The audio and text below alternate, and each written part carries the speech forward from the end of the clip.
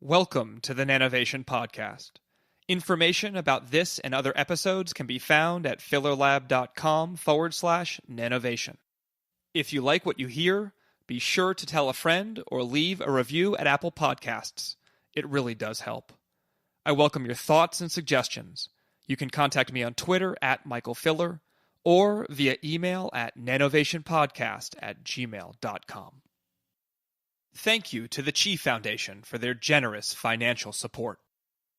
How do you spatially arrange your particles or your molecules in a way that allows you to accumulate energy and keep it, babysit it for a while until you're ready to use it until the chemistry happens? Some kind of a battery, effectively. A battery, sort of a solar battery. Right, yeah. That's Emily Weiss from Northwestern University. Her lab studies the interactions between light and quantum dots, tiny crystalline particles with diameters less than about 5 nanometers. On this episode of Nanovation, we start by asking a deep question. What is good science? The answer takes us from the discovery of Neptune to the marriage of basic and applied science that made Bell Labs so great. Emily then gives a primer on quantum dots and explains what makes them so interesting as photocatalysts, materials that use photons to break and form chemical bonds. Finally, Emily shares her vision for a future where biology can be investigated not only on extremely short length scales, but also on extremely short timescales. We need more scientists like Emily. Her work is innovative, very careful, and she has a real knack for explaining it to others. Enjoy the show.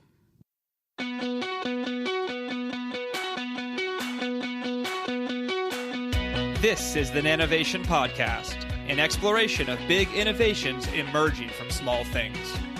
I'm Mike Filler, your host and a professor at the Georgia Institute of Technology. Enjoy the show. So it's a real pleasure today to have Emily Weiss here on the podcast. She's a professor of chemistry at Northwestern and the Dow Chemical Company research professor. Welcome. Thank you very much. So do you have any special powers that come with that Dow Chemical title? No powers. I think I have less power than I had before I had the chair. Care to expound on that statement? No, the Dow is a nice one of these department chairs that sort of rotates through people in the department. And actually, in the fall, I'll be switching to a real chair. Oh, congratulations. And the only reason I mention it is because it's endowed by my former PhD advisor, Mark Ratner. So it's the Nancy and Mark Ratner chair, university chair. That's great. Yeah, so it's a big, big honor, and it's very sentimental for me. Right. That's fantastic. Mm-hmm. For those who aren't familiar with how this chairing stuff works, these endowments are, let's say, I don't know anything about this chair, but let's say there's a chair, it's $100K that someone endows. Well, then the professor who has that chair might get, let's say, $5K a year discretionary fund, something like a $10K a year or something like that. Mm-hmm. And so you endow a lot so that you earn money on that endowment. Then the money you earn effectively is then we used. collect the interest. Exactly. Mm-hmm. Yeah. And it really varies, right? There's some of these smaller chairs, there's some much larger chairs, and depends on the endowment. That's right. And Mark, my former advisor, he just went emeritus last year. And his family is a major philanthropic family, especially in the Cleveland area, but also to Northwestern. He's also an alum of Northwestern. He got his PhD there like I did. And so his family has done a lot for Northwestern, and he and the Ryan family, which a major philanthropic and political family in Illinois, created this chair and a bunch of other nanotechnology related chairs too. Oh, that's fantastic. So also for people who aren't aware of what emeritus means, can you talk about that just real quick? Emeritus is basically when you're not ready to give up your research, but you are ready to give up all the other stuff. Wait, the teaching. I'm like that now. Yeah. You're ready, and it's societally accepted to do so. You give up teaching and faculty meetings and committees and, all that wonderful stuff. Right. And you're left with your research group, which you can continue. I heard this morning that some schools mandate that you stop taking students at a certain age. Northwestern doesn't do that. Okay. So Mark still has some students and postdocs in his group. And is he paid by Northwestern And still? I believe, I actually don't know what the payment situation is. Right. I believe you're still paid, but I don't know what it is. It's Right. not a teaching salary because you don't teach. Right. So it's kind of this, you've done enough. Thank you for your service. Yeah, you keep an office Right. in the building. It may not be your original office, but Right. and you have a few people, and you can finish up grants that you're are still going, because your retirement doesn't necessarily coincide with your funding situation or your students graduating, and so you need some leeway there. And I guess people can be emeritus for a very, very long time if they want to. Yeah. And I know a lot of emeritus faculty who still teach occasionally. So, there's a course they love on, let's say, leadership. So Dennis Hess in my department teaches a course on leadership. Well, that's dedication. If you don't you get to do what you want to do, right? So it's and I think from the department's perspective, still having him around and teaching an interesting non-core course is a real valuable thing. So, well, that's cool. So you sent me an article. The title was "What is Good Science?" and it's by Adam Becker. What is good science?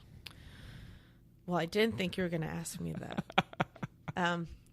Yeah, I mean, to me, what I've learned is that good science isn't necessarily interesting to everyone, but it moves some aspect of some field forward in a fundamental way or in an applied way, and it's most importantly reported in a transparent way, such that the people that you're reporting to understand what you know and what you don't know, because this is the only way to then foster new questioning and move the field forward again. So it's sort of a cog in the wheel that should keep turning, and if it's something that stops that wheel from turning because it reports incorrect information or sends it down the wrong path, then that's not good science anymore. Right. And I think this article was a specific part of that, right? This idea that theories, our understanding of the world around us and embodied in a theory is only as good as the data, or only as good as what's observable. And it was kind of that's one view. That's one view, right? So there's that view, and then there's the I don't care if I can't observe it. I may be able to one day. Shouldn't that be okay? Right. And there's this tension between those. The positivists, or what he called the positivists, which I'm sure is an established philosophical school, and I just don't really know about it. And then those that feel like solid, postulating whether you have the tools to observe it or not is valuable, and we should keep doing it, and we should be as creative and out there as possible. And, so both are right to some degree. Yeah, and the example, they gave several examples in this article, and they're all pretty interesting. I mean, one is Uranus, that its orbit couldn't entirely be described by Newton's laws of motion, right? And there was a lot of debate, and eventually it was proposed that there got to be something else tugging on Uranus somewhere else that we haven't found yet. Yeah.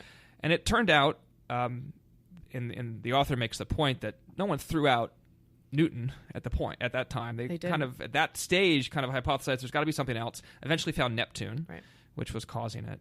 But there is this group of, so that makes sense to me, this idea that this theory, and let's just take Newton, has been, and up to that point had been shown to work many, many, many times. And here was one case where it didn't work so well. A big case, but one specialized case, right? And so it seemed entirely logical that people would say, there's something else that's causing this. Let's hypothesize some things. And it turned out Neptune was the answer. But there are people that wanted to say, no, Newton is wrong. Right. There's specifically, I mean, I don't think this was the Newton case, but specifically this guy named Mach, who I didn't look it up, but I assume it's the Mach-Zehnder interferometer guy.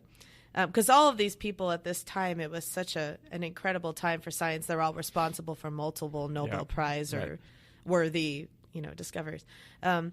He was of this positivist school. And, what's really surprised me is since I've been thinking about this article, I've talked to other contemporary scientists, current scientists, and a lot of them are positivists. So really, a lot of them really only think science has moved forward by putting postulates out there, putting hypotheses out there that can be tested.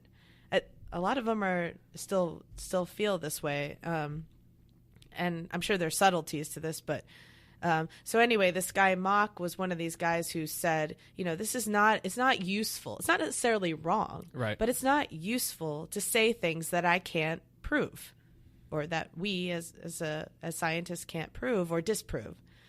Can't be falsified, can't be observed. Don't do it because it just leads people down, the wrong paths. I'm not sure why. I mean, that's illogical to me, because how would you, or why would you ever develop a new tool if you could observe everything that was postulated? But this was the feeling at the time. And what was interesting was that because of this, all of continental Europe sort of was overtaken by this positivist philosophy. Whereas in England, apparently they were more immune to it because I guess, the English Channel provided some buffer for that. And this led to the result that that in our chemistry textbooks, J.J. Thomson is given credit for basically discovering the electron from his cathode ray experiments. But this other guy, Walter Kaufmann, was really the first guy who thought to himself, basically to himself, that there had to be particles that cathode rays were composed of particles, and that they had specific mass and charge, and that's why they responded to electromagnetic fields the way they did. But he was so influenced by Mach that who really was not a fan of atomic, much less subatomic, but atomic theory in general, and said, why should we postulate the world can be divided up in this way? There's no way we can detect these particles. It's ridiculous. That he didn't, I don't know if he didn't publish it or he didn't, publicize it. Right. It's not clear in the article why he didn't. It's not clear how much, but it stayed in his inner circles. Yeah. J.J. Thomson came up with the same idea, was not inhibited by the positivism, and published it. And he's the one, I had never heard of this guy Kaufman before in this context. So Thomson is the one you attribute that Gen Chem experiment to. Right. It's an important point about how thinking can influence what's published, who remembers who, right? And you don't. One of the things I thought about with the article was, what are the things today where we have certain schools of thought differences or things that 100 years from now we'll look back, kind of like I look back on this idea that Newton's laws may have been wrong because of one example of falsification. What do we have today that we'll look back on and say, wow, that is really weird that people thought things like that? Yeah, it's a really hard question because we're embedded in it. Right. It's much easier to, see in hindsight that, of course, quantum mechanics must be correct, and, of course, relativity must be correct. And I think it's an almost impossible, you can imagine things that are totally wrong, but they would sound ridiculous coming out of your mouth, but they're going to be proven correct later, Right. Right. One of the things that came to my mind when reading this also was that this was talking about science and discovery and science and scientific theories, but engineers have a similar dichotomy, right? So I think they're the engineers that only will work with the technologies available to them to engineer a product. And that is something you can make today and see a path to today. And then there are other engineers that will say, this is the vision I want to achieve, and I will use some things I have available to me, but I recognize that I need to develop new technologies to get to this bigger vision. And I see both of those types of engineers. Yeah. I think tool builders, and I can speak only sort of from a chemistry standpoint, but tool builders are probably, I haven't done the math, it would be interesting to do so, overrepresented in like Nobel Prizes. And when I say overrepresented, I don't mean more than they deserve. I mean more than their fractional population in the scientific community. And that's because we as a community recognize how much influence a new tool these days, especially in biology, is, moves science forward. But even given that, they're often what I would call underrepresented on faculties and looked at differently in terms of candidates for jobs and promotions and things like that, because people think that just concentrating on the development of the tool in the absence of a chemical context is not as valuable. Sometimes I've seen that too in various places. And so there's a real tension there. I think we clearly need the tool. I've always admired tool builders because I'm so terrible at it. I'm really good at putting down on paper what I want to measure and why and what mechanism I want to attach it to. Yeah. But when it comes to implementation, I'm terrible. So I really admire people who can then figure out, what the pulse sequence is for that experiment, or what optics, you need to set up, or, what the lock-in amplifier needs to be set. Like these are things that I find genius. Right. I think we all have our own perspective on that. I mean, speaking of tools and going back to the comments earlier about Mach and J.J. Thomson and the idea of subatomic and atomic particles, you think of the STM, right? You think of electron microscopy, right? TEM, I would argue, is one of the foundational pieces of nanoscience, right? In terms of pushing people into that direction. You want to make these things, well, you got to be able to see what you made and all those kinds of things. And if you can't, seeing is amazingly powerful for us as humans. Yeah. Okay, so seeing in the immediate context of seeing, but also just measuring, right? Even if it wasn't an image per se, those tools have been very important. Very. And I agree with you. Yeah.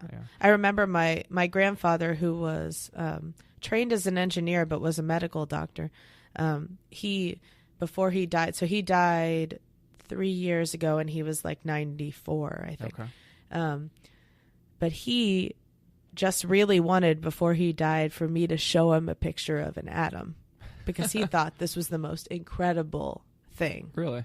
In all of science. And I could do that. I mean, I had an STM image of like a molecule or something I could show him. Right. And 50 years ago or 60 years ago, when he was thinking about science, that just wasn't. It's one of these out there things that you'd say you'd never be able to do. Right. I mean, and certainly in the 19th century, when you have people like Boltzmann and the folks developing thermodynamics, right? And there were two. The article talks about this. There are these two camps. There was the camp of, we can't see atoms, but it makes a lot of sense if you develop theories that describe these entities. And then there's the camp, the positivist camp, who's like, no, we can't see them. We don't need them. And I mean, that's just fascinating. Yeah. And I think one part of that tension is that when you talk about the atomistic side of thermodynamics, is there any other side? But the atomistic view and the way that you calculate it from the bottom up like that, it turns, the article talks about this too, it turns everything into a game of a deterministic game, right? A probability game, a statistics game.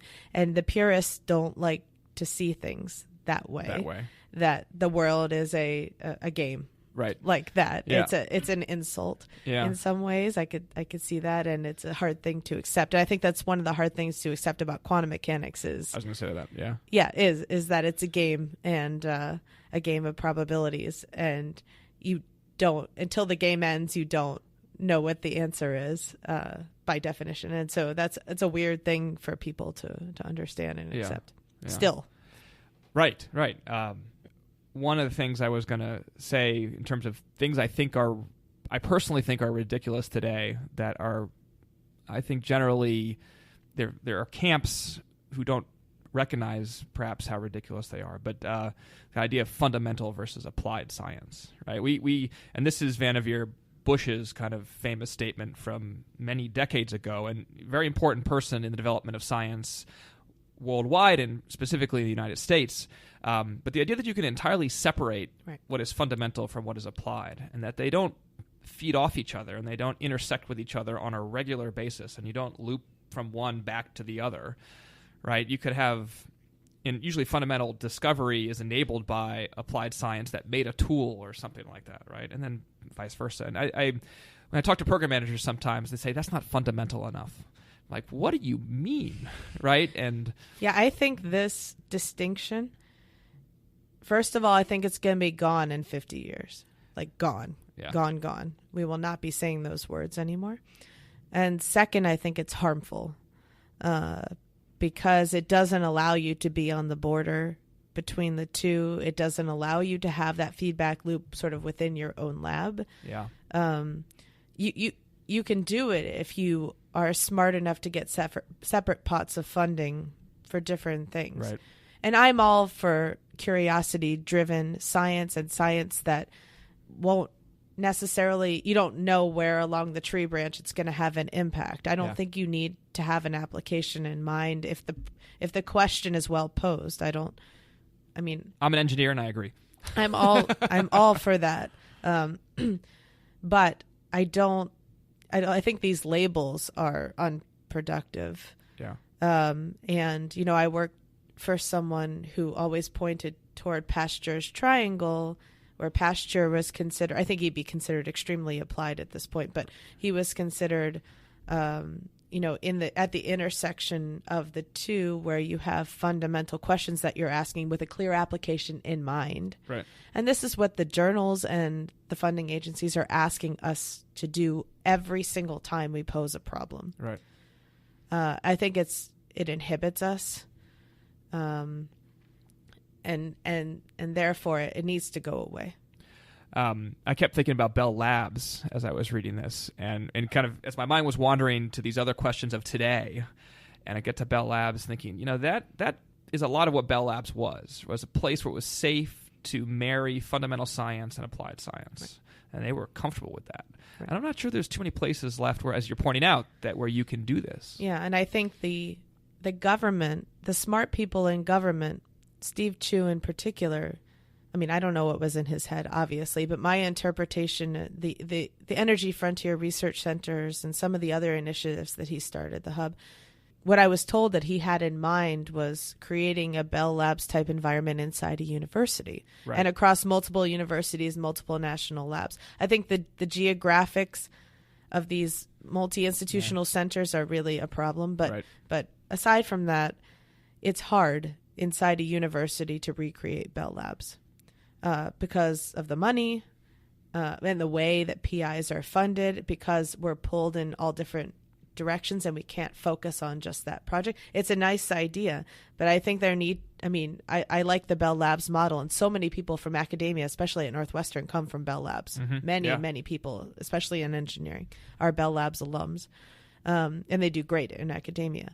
But I think that Bell Labs just needs to be recreated in other places. I sense that Google and Amazon and these places are doing it. In certain spaces. But the money just needs to be overwhelming. And consistent. And I think that's another piece of this, right? Is, Bell Labs was fine. I'm going to fund this thing for 10 years and let this interplay play out and let people work through the challenges and not worry about it. Yeah. In terms of, did you succeed in 3 years? Yeah, the bottom line can't be... You have to be able to afford to fail. That was a much more eloquent way of saying that. Yeah. So thank you. So let's talk about your research a little bit. Can you give people a sense broadly for what your lab does? So I like anything that has to do with a material's response to light and taking light energy and using it to do something useful, and the quote-unquote fundamental processes that are involved in that.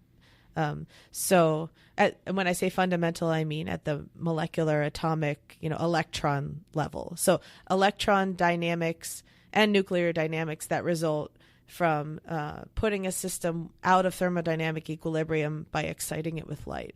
And so the natural outcroppings of that are chemical conversion to chemical energy, in terms of photocatalysis.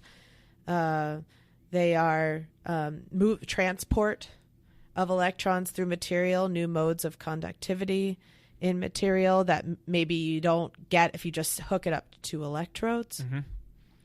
Mm-hmm. They are sensing applications in a way that light takes the material into an excited state such that it can interact with its surroundings differently and therefore detect its surroundings differently. And so anything that has to do with sort of these light matter interactions in terms of electron dynamics, energy dynamics, that's what we're interested in. And are you generally focusing on photon to electronic excitation and then how that electronic excitation... Right. So most of our work, let me see here. A lot of our work is you start out with an electronically excited system and then what happens from there. And that could lead to a vibrationally excited system or other types of things. Right. But you almost always start out with an electronically excited system, right? Okay, so these different pathways for that electronic Different excitation to pathways decay and move its energy around. Exactly, and that leads to hopefully useful energy conversion, harvesting light to do something useful. Right, okay. Can you pick one example of, pick one pathway from light to electronic excitation to its final resting place and just kind of walk us through one specific example? So, more than half my lab right now is working on photocatalysis. And photocatalysis it can mean different things. So the organic chemists speak about it differently than the physical chemists, because the physical chemists are latecomers to the game. And they speak about it differently than the chemical engineers. And they speak about it very differently than the chemical engineers. Yeah. So we specifically do what I call colloidal catalysis. And I'm sure I didn't invent that term, but I haven't seen it in this context. Oh, well, we'll give it to you. So, okay, thanks. So we work with colloids called quantum dots. And quantum dots are, they have a cool name, but basically they're chunks of semiconductor, like silicon, that you can make a solid state film out of, or you can disperse them in a solvent like water. And once you do that, they're extremely good light absorbers and light emitters. So they're strong interactors with light. Their electronic excitations are easy to induce with light. So real quick, for those who aren't familiar with these pictures, like if you're familiar with Chuck E. Cheese, right, and the old ball pit that used to be at Chuck E. Cheese, right, each of those balls is a quantum dot, right? And there's you can make dispersions of them, and you can order them, and you can... They're different sizes, different shapes, different colors. Right. And they are made of inorganic material, though, semiconductor material, like the microchip in your phone. And so when you take a chunk of a material and you make it that small, and by that small, I mean less than 5 nanometers across, so that's 10 to the minus 9th meters.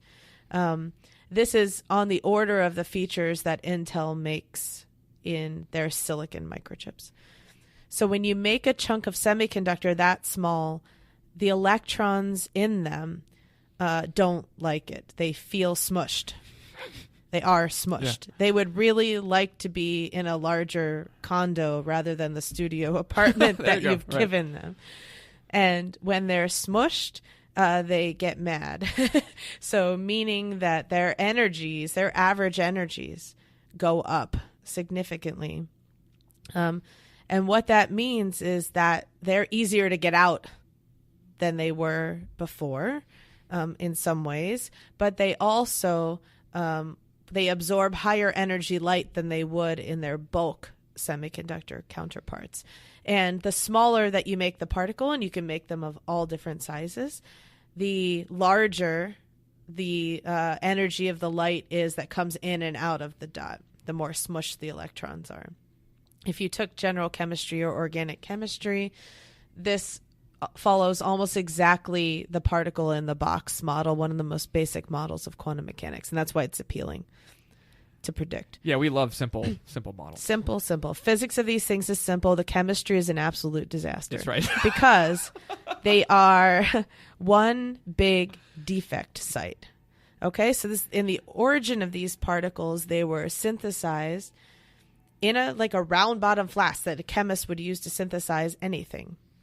And they were nucleated from ions, the chemicals that were injected at a very, very high temperature from very toxic precursors, and they precipitated out of solution as particles. And they precipitated out because also added to this toxic reaction mixture was fat, a lot of it. that we call surfactant. And these are what chemists call ligands because they ligate to the surface of the particle and they stop it from growing and they allow it to be soluble in the solvent that you're doing the reaction in. So now you have chunks of semiconductor surrounded by a layer of fat. Optically, these things are wonderful at this point. So light in, light out. Light in, light out. That's pretty much it because Right. nothing's getting through that layer of fat. And for, I would say, 25 or so years in the quantum dot community, it's a young community originated by, the credit is given to Louis Bruce at Columbia, who first, with Michael Steigerwald, first made these particles and recognized their quantum confinement.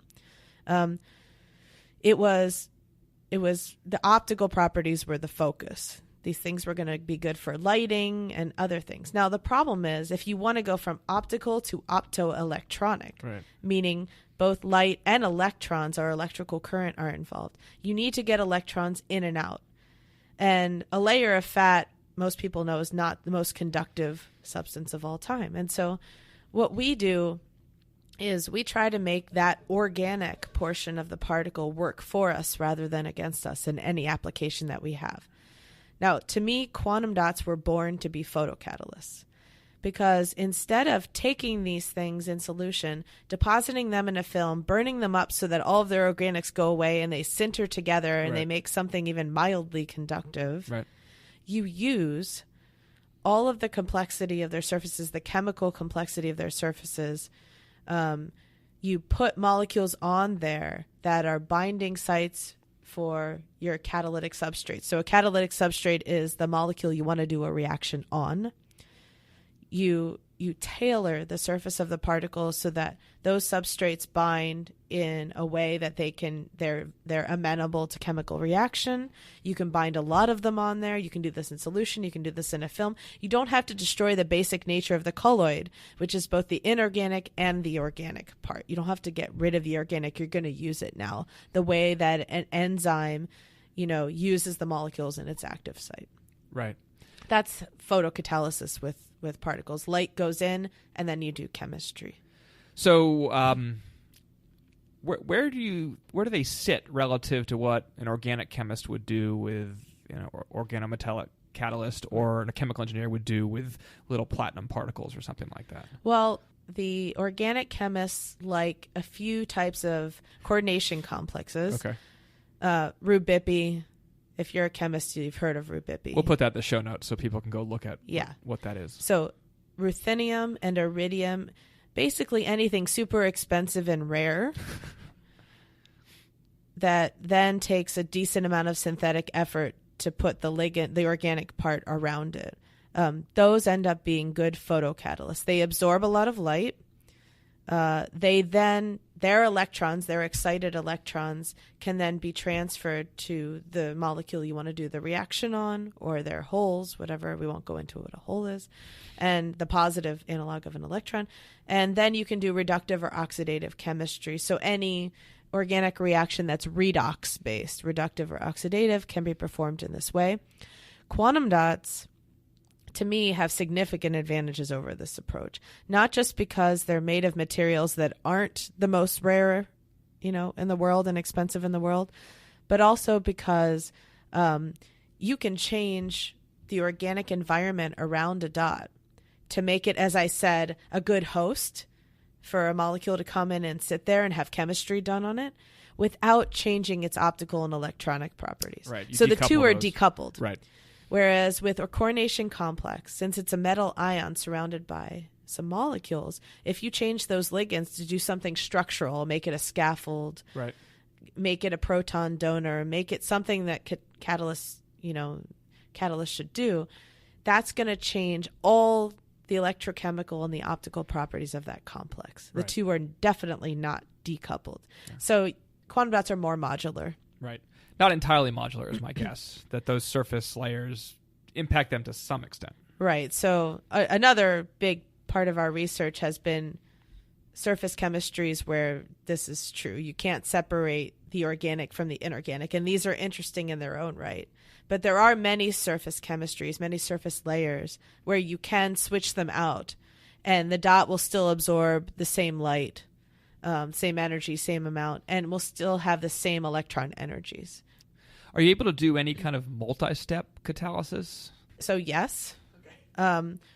For instance, there's many organic reactions. We've concentrated on carbon-carbon coupling reactions. They're the easiest to go after first, that have both a reduction and an oxidation step. So multiple steps in the catalytic cycle, and the organic chemists draw these and the inorganic chemists draw these extremely complicated catalytic cycles that I can barely follow, and I'm not being modest here. I seriously can't follow them.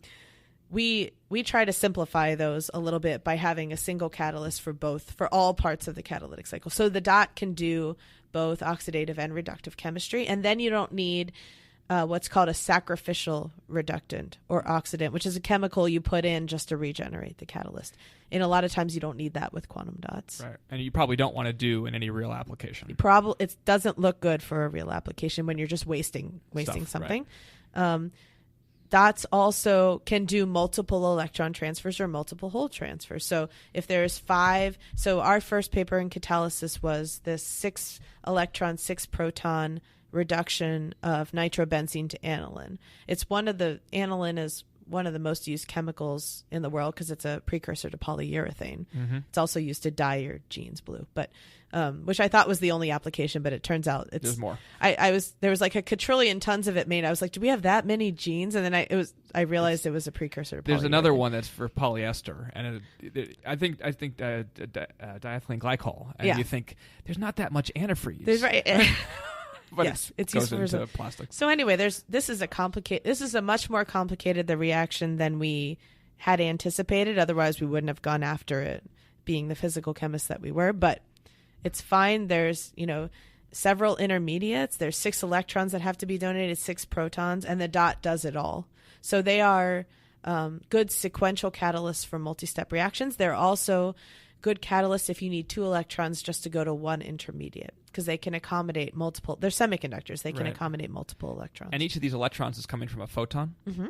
Right. So in the 6 electron case, that's 6 photons that each give you 1 electron that get dumped into this reactive site? Currently, yes. Okay. But quantum dots also have what's known in the rare earth community as ability to do quantum cutting, which is also a really cool name for taking a high energy photon and splitting it into 2 lower energy photons. Dots have this ability to do some of these what we call nonlinear processes. And so in the future, something we'd like to pursue that's called a down conversion process, because you take a high energy photon and make 2 lower energy electrons and holes out of it. So then you could do 2 lower energy reactions from 1 photon. Dots can also up convert, meaning you can put 2 lower energy photons in and get 1 really high energy electron and hole out to do a reaction that maybe no other catalyst can do because it's just too energetically demanding. So right now it's sequential excitation. So 1 photon in, 1 electron out. Do this really fast. Right. But in the future, I'd like to be able to use some of these nonlinear processes to do a little bit fancier stuff to conserve photons. So I know, the tiniest of tiny amounts about those 2 things because I was a postdoc with Harry Atwater, and I'm just curious, where are we these days in terms of the efficiency of what at the time I remember people calling multi-exciton generation and up conversion? Mm-hmm. Where are we? Have we made strides in getting more of these large energy photons to make 2 electrons? Right. So this was a phenomenon that was originally sort of detected in quantum dots by this guy named Viktor Klimov at Los Alamos National Lab, and his current, I think it was a postdoc at the time, my current colleague, Rich Schaller. Mm-hmm. And there was some confusing data about how to count. This multiple exciton generation thing was the first big thing in quantum dots, I'd say.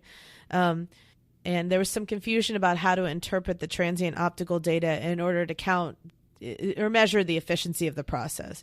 That has been worked out at this point due to the Klimov camp and the Boendi camp and many people who have worked on this problem, because it's really interesting. Yeah.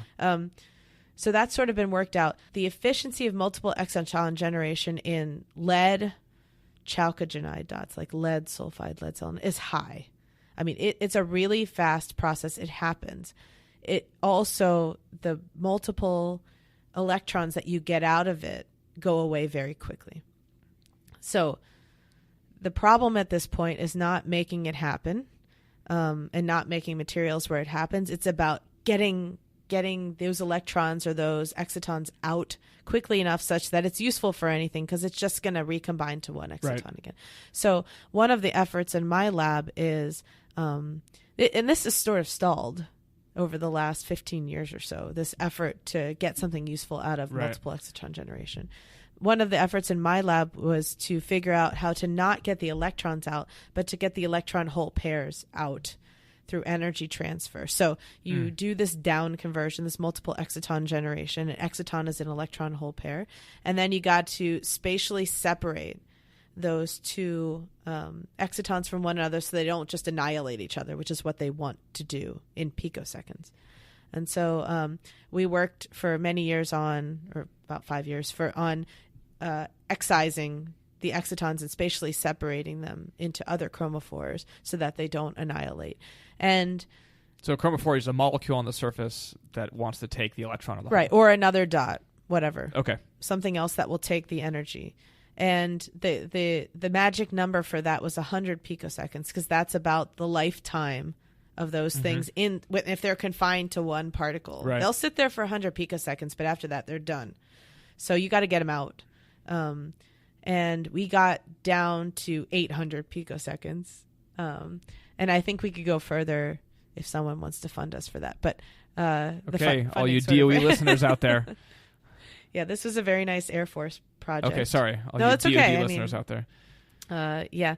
But I think this can be done. I'd like to see it happen. Yeah. When you say efficiency is high, is that 10%? 50%? No, I think it happens. There's some equilibrium, fast equilibrium between states, but I think we're talking more than 50% efficiency. Okay. So, yeah, this process happens. It's okay. not.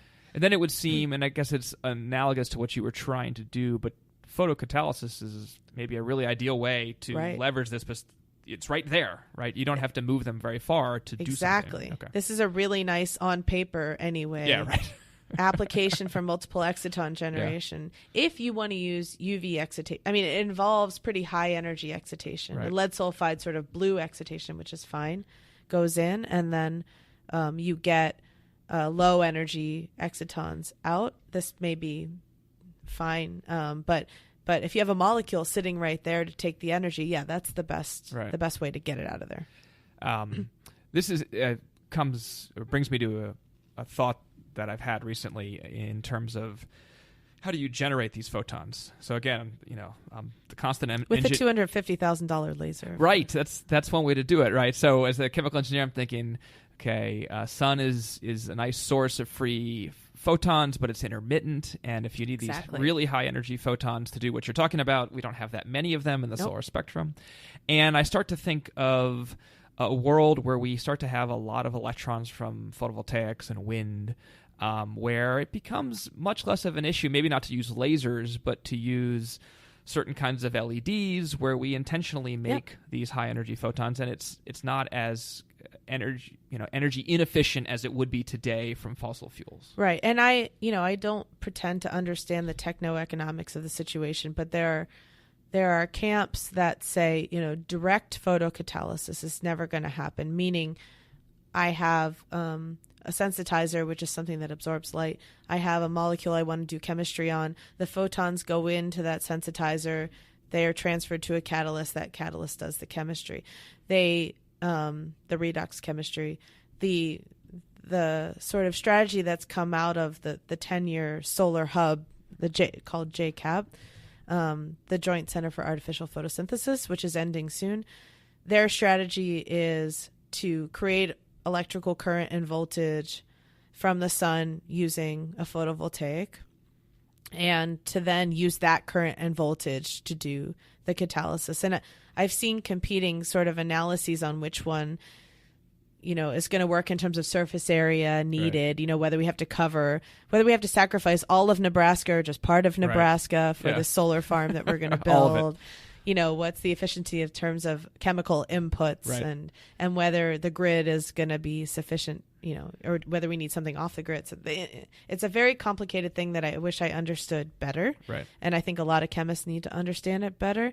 But we are working on systems that use low flux of light by being essentially their own chemical solar concentrators, meaning that intermittent photons, it's the way the photosynthetic PS2 works, right. photosynthetic reaction center for the oxygen evolving complex works, which is that you have many, many chromophores that absorb light, sensitizers, and they all absorb what they can and then funnel those photons down to a catalytic center that does the chemistry. And without that, we'd never do oxygen evolution because it's a slow process with unstable intermediates. So I think this is a key point, too, is that the timescales for these different processes are wildly different. Right? Electrons and slow. Chemistry is very slow compared to the timescales of electronic processes and photon absorption and things like this. Right. So you have to match those timescales somehow. You have to accumulate energy somehow, and you have to funnel it. And this is how the natural systems work. And they're overall not efficient enough for us to mimic them entirely. But the concepts are there. You can build artificial or optical solar concentrators, or you can use the chromophores that you have, arrange them in a way. And this is what I think is a really interesting area of research, is how do you spatially arrange your particles or your molecules in a way that allows you to accumulate energy and keep it, babysit it for a while until you're ready to use it, until the chemistry happens. Some kind of a battery, effectively. A battery, a solar battery. Right, yeah. Can you talk a little bit about how you interrogate these systems? Sorry, I shouldn't use that word. How you study these systems, right? How do you? There's no torture involved. Yeah, right. How do you follow the light absorption and the electron generation, and then the transfer of that energy? So we sort of pride ourselves. Going into photocatalysis, for instance, it's a crowded field that has many types of chemists in it and engineers. And so where we think we have something to offer is that we like to track what's happening in each step of the catalytic cycle so that we can more definitively draw mechanisms, but also just know the elementary rate constants for these processes that are occurring to give you the final product, rather than just monitoring product yields. And so the way that with redox processes, the way that you can do that is by monitoring the rates of photoinduced electron transfer and hole transfer reactions. And these types of things can be monitored by triggering the reaction with a laser system and looking at it one step at a time. You can't use a laser to look at a whole catalytic cycle that's occurring over 10 milliseconds. There's ways to do that, but they're not elegant. Yeah, okay. There are ways to look at one step at a time. So you can prepare intermediates and say, going from molecule 1 to molecule 2, I have a rate constant of X. And that's because you can trigger that process with light, and then you can watch the molecular species that form and decay as the electron is transferred, because a molecule with an electron is different than a molecule without an electron that's given up its electron. Its spectroscopic signatures are different. And so you can monitor the growth and decay of those spectroscopic signatures over time on a very fast time scale, the time scale of electron dynamics, and see what the rate constants are for the individual redox processes throughout the catalytic cycle. And that gives you an idea of how it's occurring, where it's occurring. Is it occurring, for instance, on the particle surface or out in solution somewhere? Is the particle being torced in some way? The molecule being torced in some way when it absorbs to the particle? All of these type of things the spectroscopy allows you to do that. Right. This is something where imaging doesn't go. Not yet. Not yet, right? And we inch towards it every day, but it's still something where ensembles are okay. So you can get all the information, or most of the information that you need, from having a vial of it and interrogating a vial of it. You don't necessarily need to image, because the average behavior is what you're after when you do the chemical reaction anyway. Right. You're not necessarily individual trajectories that depend on that particular particle and what its shape is or something like that. That would be useful. Yeah. But in the end, you're going to run a reactor that has a lot of this stuff, and you're going to get the average result. And so interrogating the average is not so bad in this case. Right. So, but it does bring up the question, you mentioned it. Is there differences, and are they significant differences between particles of different morphology and shape and diameter? So the diameter thing is probably okay. It's mostly taken care of in this because the synthetic methods for the types of particles we work with are excellent at this point. Yeah. Doesn't mean we always do them right, but they're there. Right. Now, the particles where they're best for are the ones we're not going to end up using in the future because they contain toxic heavy metals. Yeah. So those synthetic methods need to evolve for the safer, more societally accepted particles that are, and that's happening. Surface chemistry does vary from particle to particle, just like it varies in heterogeneous catalysis, from certain, if you have mixtures of TiO2 or something, there's active portions of that and whatever. I think we can understand those things chemically using the analytical methods of chemistry like NMR and IR and all sorts of things. These can be very sophisticated ways to understand how molecules bind to the surface of the particle. And if we know that, then we know what a quote-unquote active site looks like on the surface of the particles. This is another thing we really go after is, not just looking at it as a round sphere with a layer of something on it that's homogeneous. These are dynamic systems. Things are coming on and off in solution all the time. And so we use as many analytical methods as we can to understand how the heterogeneity affects the result. Right, and so I guess it was a little bit of a leading question. I mean, my particular interest in it is in this idea that if there are differences, whether surface chemical differences or what have you, that lead to, let's just throw out a number, a 50% difference in reaction rate, right, that you may want, if the synthesis of the particles doesn't get good enough, to purify what you make based on reaction rates, and then use all the ones that are the best in your reactor. Yep. Right. So I think that's, in nanoscience broadly, a really important question to be asking in different areas. And I'm not sure if this is the right one or one of the ones where we should think about it, but maybe we should. I absolutely agree. I love the direction of defect engineering, and a lot of my research program is motivated by the general thought of, if you can't get rid of it, let's use it. Yeah. Type of thing. And heterogeneity is an inherent part of nanoscience, most aspects of nanoscience, even the lithographically defined nanostructures. And it's also what births reactivity. Yeah.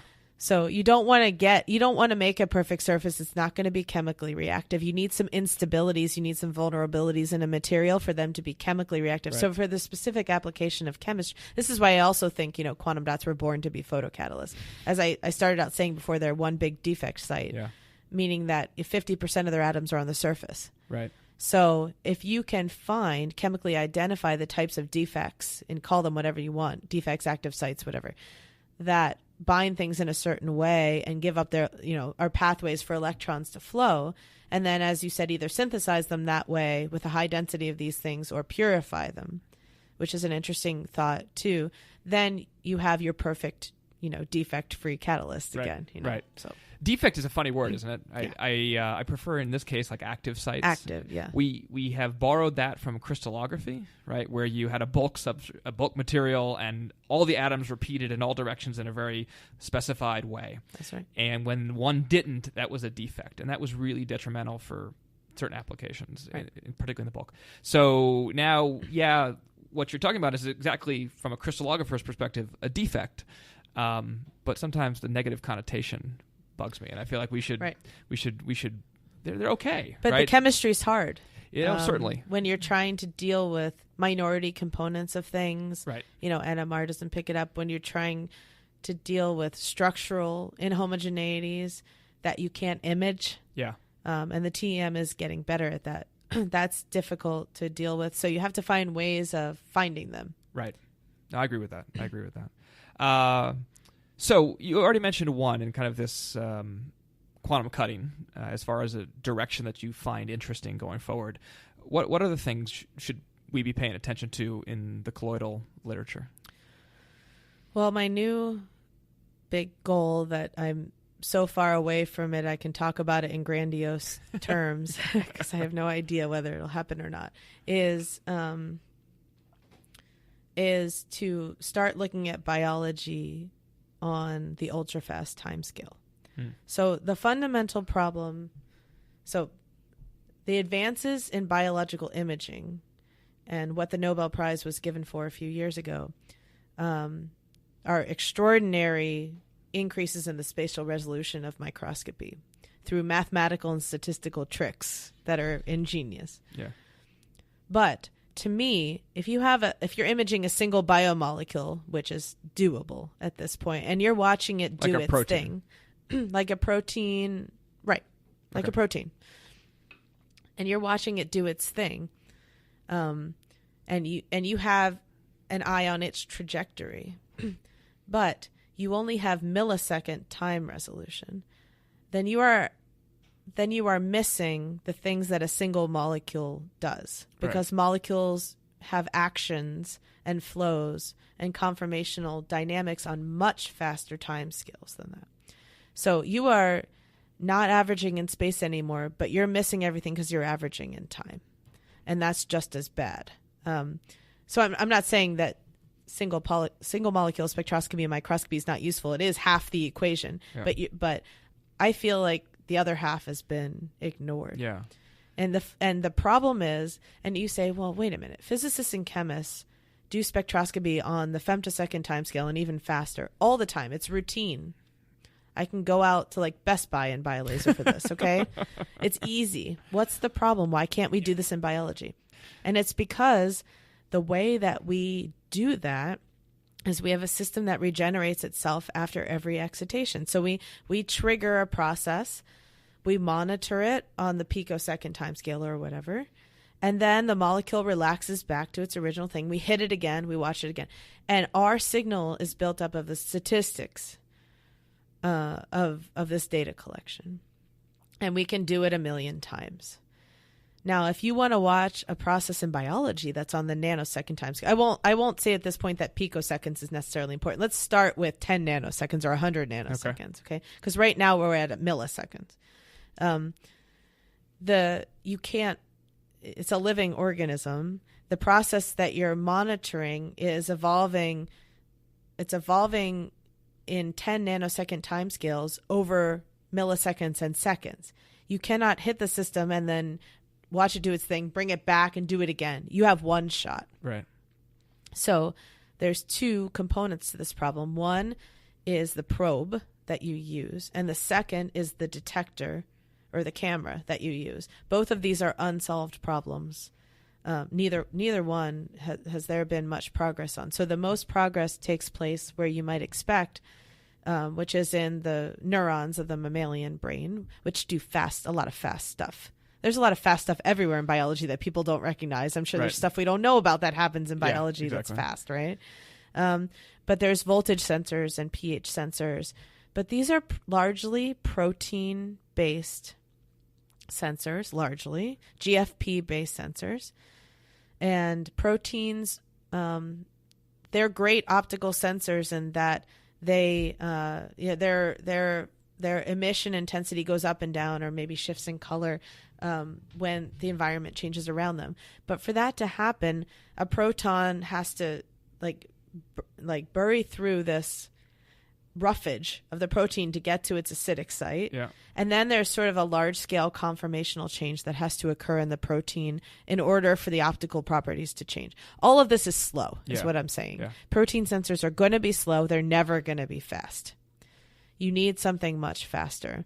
That's the probe side of it. And the detector side is that you need something that's so sensitive that all the information can be gotten in one time step in one shot without asking the system again. It's a lot of information. And it's a lot of information. So I would like to attack both of those problems. The probe is the slightly easier problem to attack for me, just because, as I said, I'm technically inept.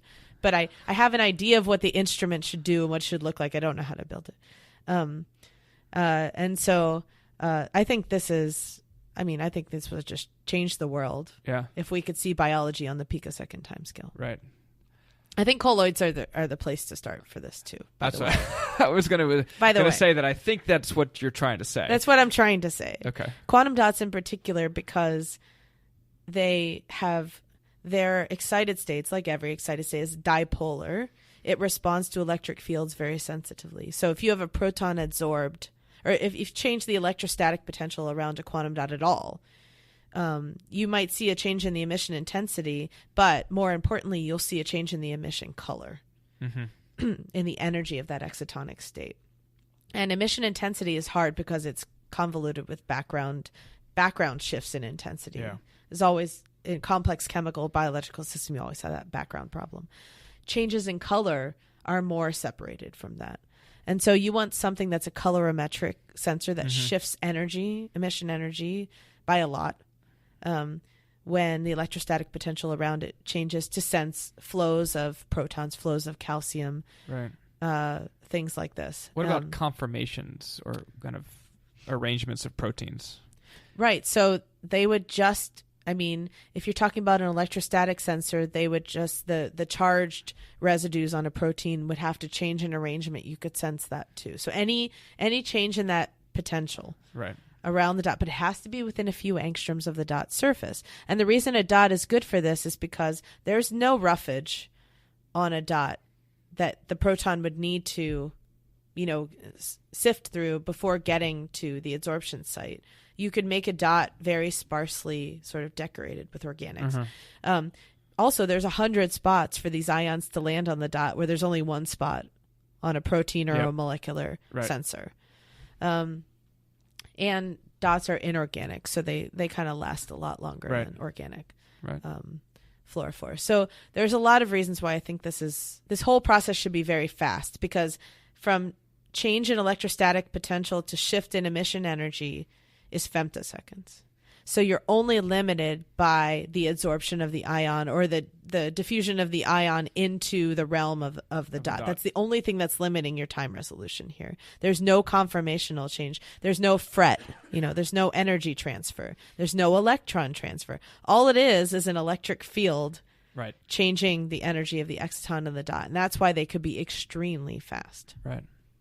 Well, we'll invite you back on when you've succeeded. Okay. Not until then. I didn't say that. So one last question. Okay. I want to ask you, what is your why? In the sense that, and this comes from a book by a guy named Simon Sinek, which I recommend to everyone. I think the book's called What Is Your Why? Okay. And he has a great TED Talk too. So your what is kind of your output and your papers and things like that. Your how is how you do what you do. In your case, you use ultrafast spectroscopy to look at these systems. What's your why? Right? Why do you do this? Well, there's probably two levels of it. One is that I like problem solving in general. I don't think that my affinity for this type of process that I go through many, many, many times a day is specific to science. I think I could have been happy in any occupation where I have to look at a set of observations and sort of figure out a mechanism behind it.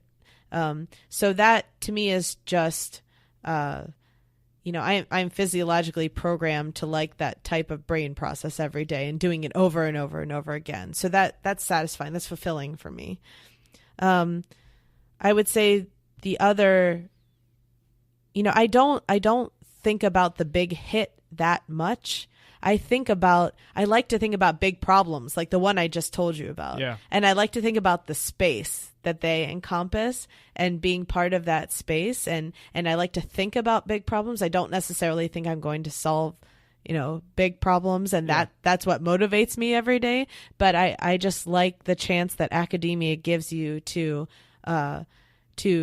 contemplate these problems and think that you even have a chance in hell of contributing to something big by doing your small little set of tasks that you check off the boxes every day. I like this connection between the minutia and the bigger picture that academia offers. So that just feeling every day, I think, motivates me a lot.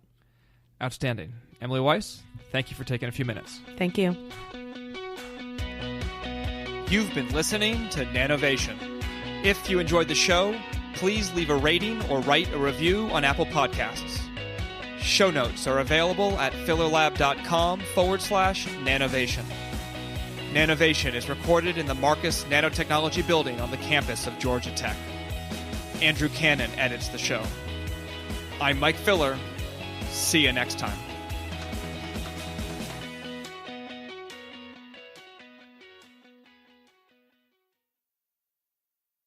We learned how to make poached eggs recently. That's impossible. It can't be done. Turns out it's not.